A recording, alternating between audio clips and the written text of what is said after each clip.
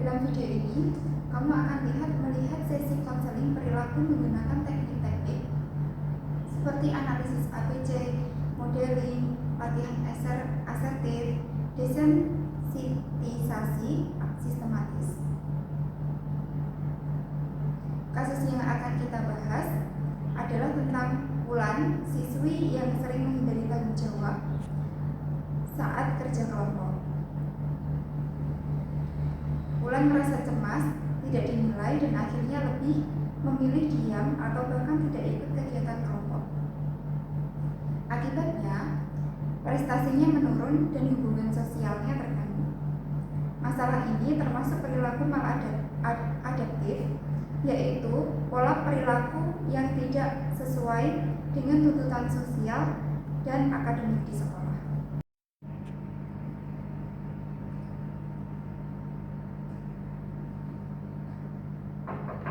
Permisi Bu. Iya Mbak, silakan masuk.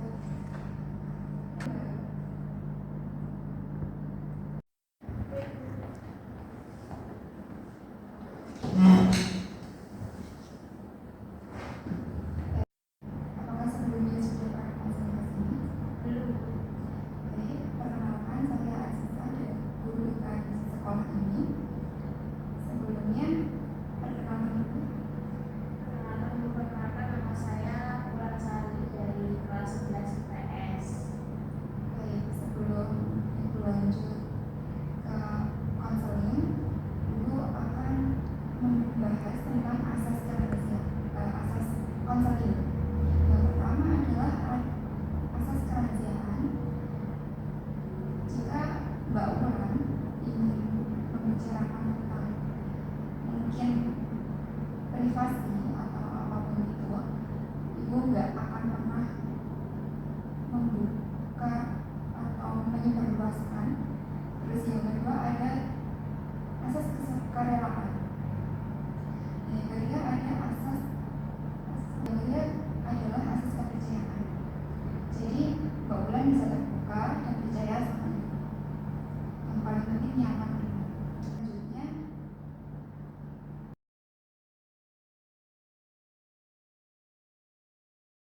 boleh Mbak Wulan ceritakan masalahnya. Jadi saya itu paling takut kalau misalkan ada tugas kelompok. Kadang saya suka menghindar. Terus juga kalau misal ada presentasi atau kegiatan apa yang ada di depan kelas, kalau banyak teman-teman itu, kadang saya suka overthinking, suka memikirkan hal-hal yang sebenarnya belum terjadi. Kayak mereka pikir apa ya tentang saya, mereka nilai apa ya sama saya. Baik, Ibu akan bantu kami ya mencoba mengenali pola perilaku. Jadi biasanya kamu kapan sering menghindar? Nah, kalau saya sendiri itu biasanya kalau mulai ada tugas kelompok itu saya sering menghindar, saya lebih suka sendiri. Kita gunakan analisis ABC. Jadi analisis ABC yang pertama kan analisis ABC. Untuk analisis A, tugas kelompok interaksi dan sosial. Untuk analisis B, menghindar, tidak bicara,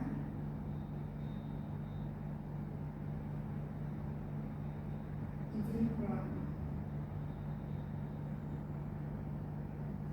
Untuk analisis C, nilai turun,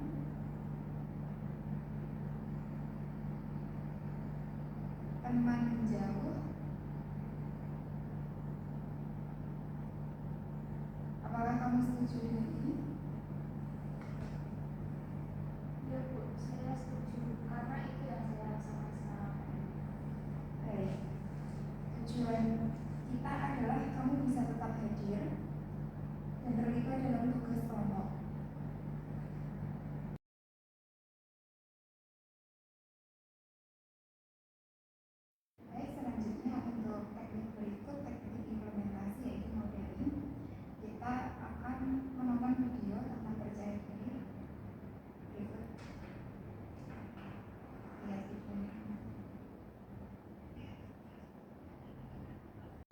Apa itu percaya diri?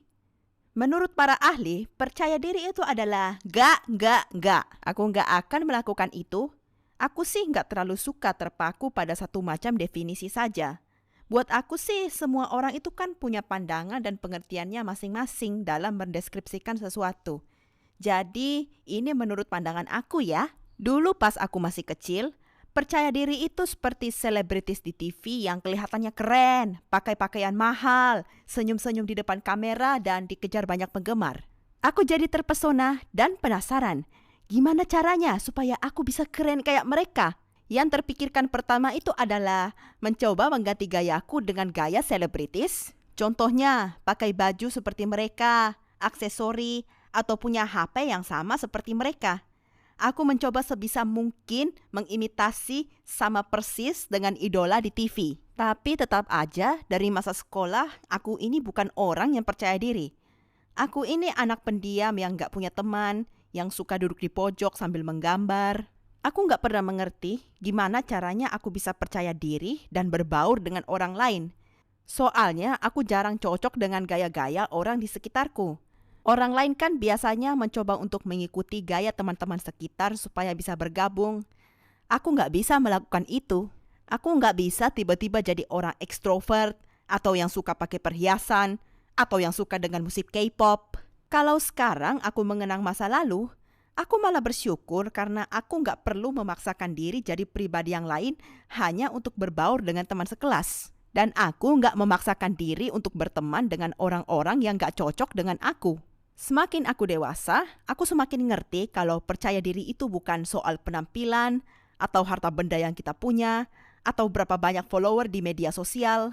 Percaya diri itu adalah keyakinan dalam diri bahwa apapun masalah dan rintangan yang ada dalam hidup kita mampu dan kuat dalam menghadapinya. Orang-orang terkenal, motivator, selebritis, mereka nggak langsung sukses dalam semalam. Mereka bekerja keras untuk mencapai kesuksesan di masa sekarang. Percaya diri itu bukan soal keren-kerenan. Itu soal menguatkan jiwa dan raga kita, dan baru setelah itu kita jadi orang keren. Oke, jadi bagaimana kita bisa jadi orang yang kuat? Kembangkan diri kita. Yang masih siswa sekolah, belajar yang rajin dan tingkatkan peringkat, dan harus terus mencari hal baru untuk dipelajari. Semakin banyak pengalaman kita, semakin meningkat pula percaya diri kita. Kita perlu menjadi orang yang lebih disiplin, rapi, dan kerja keras. Jangan takut untuk memulai pembicaraan dengan orang lain. Kemampuan sosial itu adalah sesuatu yang bisa dilatih. Semakin banyak kamu berinteraksi dengan orang, semakin kuat ilmu sosial kamu. Kalau kamu menemukan teman bicara yang cocok, bagus. Tapi kalau kamu dapat orang yang sewot, jangan langsung berkecil hati dan cari yang lain ya. Kepercayaan diri itu harusnya membuat kamu menjadi pribadi yang lebih baik, bukan jadi orang sombong. Ada beberapa jenis orang kalau sudah punya banyak harta dan terkenal di media sosial, gampang sekali jadi besar kepala. Hai, aku ini YouTuber terkenal, subscriberku puluhan juta. Waktunya ngeprank orang, aku akan taruh batu dan sampah di dalam kardus mie instan ini, terus kasih ke orang di pinggir jalan. Mereka pikir itu isinya mie instan, tapi bohong. Hahaha, ini bakalan viral di YouTube nih. Ini contoh orang yang pedenya kelewat batas, sampai-sampai dia merasa bisa melakukan apapun yang dia suka tanpa peduli orang lain. Aku paham kok, masa-masa remaja itu penuh dengan kenakalan. Dulu pas aku masih remaja juga pernah melakukan hal-hal yang konyol, yang kalau sekarang aku ingat, rasanya pengen kembali ke masa lalu dan melempar diri sendiri ke tempat sampah. Makanya, aku mau bilang kepada kalian yang masih ABG, kamu nggak akan mendapatkan hal baik kalau membuat masalah dengan orang lain. Kalau kamu nggak mau dibohongi orang lain, jangan membohongi. Kalau kamu nggak mau dibully, jangan membuli. Apakah kalian mau jadi terkenal karena kejahatan atau kebaikan? Iseng-iseng itu boleh, tapi tujuan iseng atau prank itu untuk membuat orang lain terhibur. Jadi, kalau kamu mau melakukan keisengan, pikirkan dulu, apakah ini akan membuat orang tertawa atau sengsara? Tapi aku yakin kok subscriberku ini semuanya anak yang baik-baik. Kalian orang baik-baik kan? Kalau ada yang jadi anak nakal, boleh tahu kalian tinggal di mana?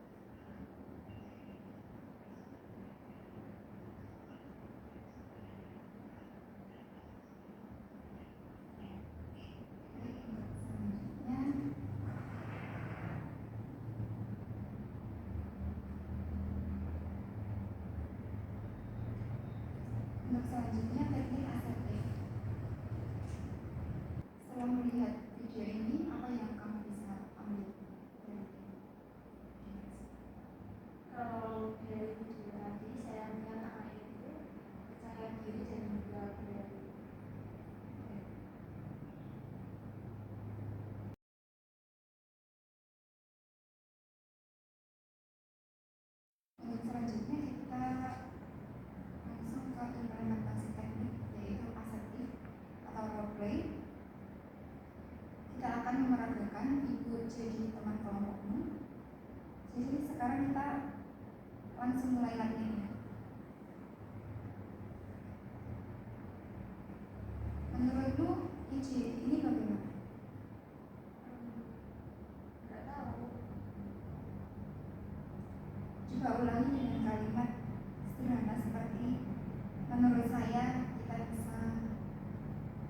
bisa coba cara lain. Menurut saya kita bisa coba cara lain.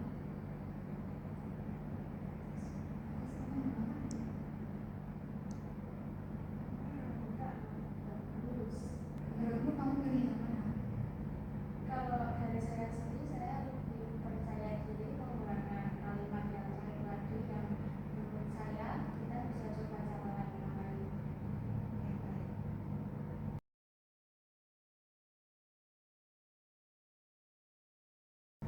Berikutnya teknik desensitisasi sistematis, yaitu teknik relaksasi. Coba Mbak Ulan tutup mata dulu, tarik nafas perlahan. Bayangkan kamu duduk dalam ruang diskusi, dengar suara mereka, dan kamu mulai bicara. Yang saya bayangkan di sini, saya berani berbicara, saya tidak takut dengan pendapat mereka, saya berani mengungkapkan pendapat saya.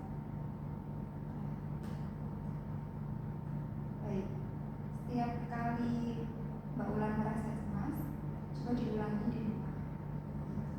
Teknik sistematis atau relaksasi. Apa hal yang berguna setelah mengikuti sesi counseling ini? Kalau menurut saya sendiri sih, teknik modeling dan latihan asertif, karena kalau dari saya pribadi, saya jadi lebih tahu dan lebih paham gimana cara saya mengatasi ketika saya takut saat berbicara di depan banyak orang, dan juga saya lebih mengenal diri saya sendiri.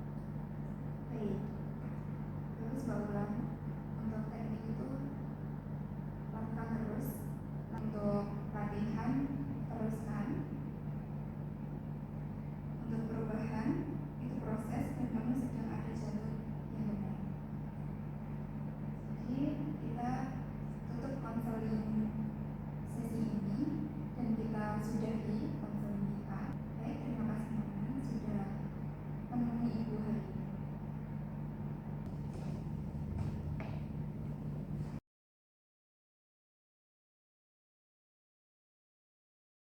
Setelah dari konseling kemarin, Mbak Ulan sudah menunjukkan perkembangan, cukup menunjukkan perkembangannya.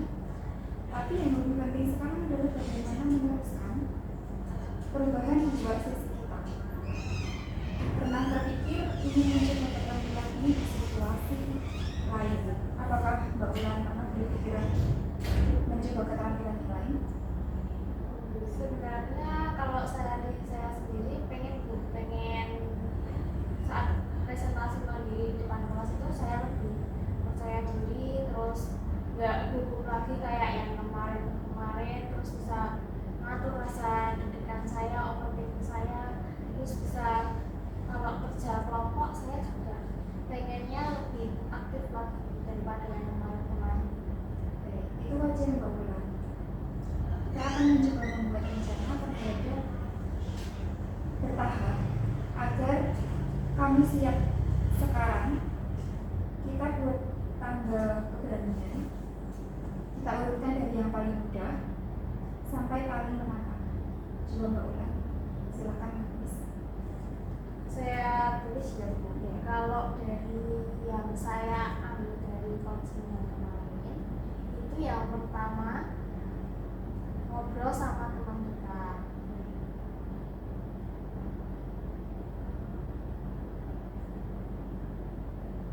Yang kedua, ikut diskusi kelompok kecil. Terus yang ketiga, jawab pertanyaan dari guru. Yang keempat, saat yang keempat, sampaikan ide saat diskusi di kelas. Terus yang kelima, presentasi kelompok. Yang keenam, presentasi individu. Kalau dari saya itu aja sih Bu. Baik. Bagus sekali Mbak Ulan. Setiap langkah ini bisa kamu latih pelan-pelan. Kita beri waktu target, misalnya minggu ini kamu coba langkah nomor 1 dulu. Aktif dalam diskusi kelompok kecil. Yang pertama dulu. Boleh Bu, saya juga mau mencoba merekam suara saya saat berlatih berbicara, dan juga biar bisa mendengar saat saya berbicara itu ada rasa deg-degan tidak, atau mungkin dari kalimatnya yang mungkin agak salah-salah atau enggak yang bisa saya perbaiki untuk ke depannya.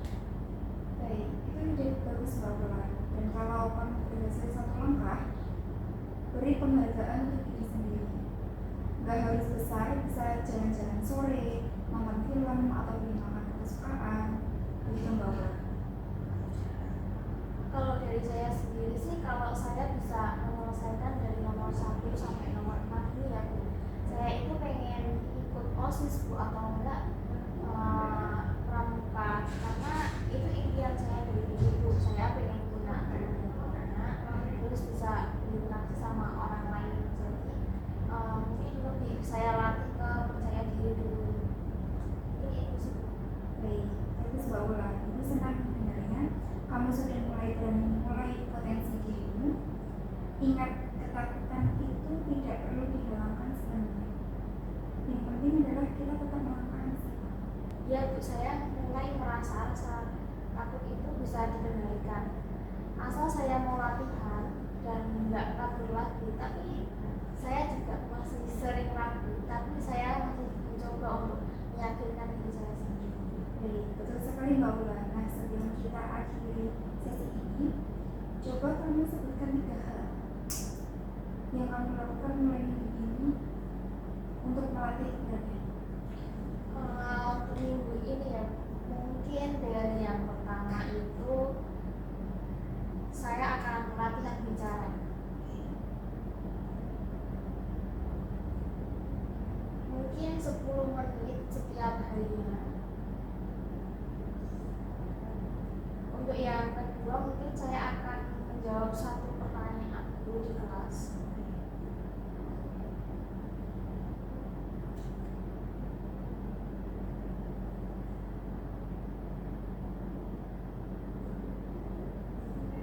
Yang ketiga, mungkin saya akan aktif ikut diskusi.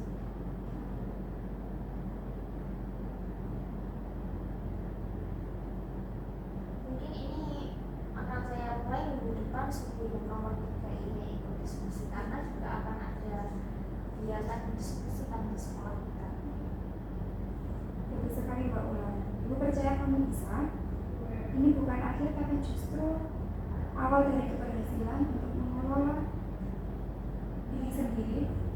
Teruskan latihan ini ya Mbak Ulan, di rumah atau di kelas, mungkin waktu sesi diskusi, kelompokan sama teman. Terima kasih banyak Bu, saya nggak menyangka saya bisa sejauh ini, dan juga dari konseling ini saya lebih mengerti cara mengendalikan diri saya, memahami dari pribadi saya sendiri. Baik, mari kita akhiri sesi konseling hari ini karena Mbak Ulan sudah punya rencana juga, ini mungkin bisa untuk panduan Mbak Ulan untuk latihan di rumah, di kelas, atau mungkin bisa di kelompok juga. Ibu akhiri sesi ini. Terima kasih Mbak Ulan. Sama-sama. Terima kasih untuk sesi konseling hari ini. Saya izin pamit dulu. Ya.